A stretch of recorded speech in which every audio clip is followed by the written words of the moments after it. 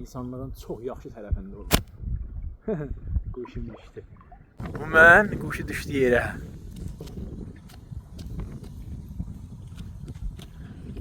Bu da su.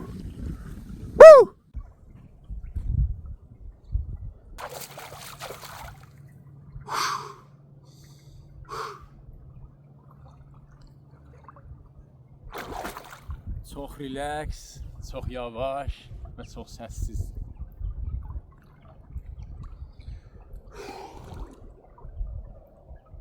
Oxay. Soyuq suya düşmək üçün öncə bir ağır dərdin olmalıdır. Ya vurğunluğun olmalıdır bir şeyə. Ondan sonra soyuq suyu başlaya bilərsən. Və ya şiddətli bir vərdişi başlaya bilərsən. Soyuq su səni dünyadan qopardır və çox rahatlaşdırır. Səni vəhşi təbiətinlə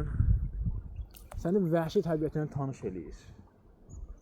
Təbiət nə qədər də səssiz və aram olsa da, o qədər də vəhşi və acımasızdır. Təbiət hər şeyimizdir bizim. Ona görə özümüzdən sonraki nəsillərə də sağlam və dürüst şəklində pay verək.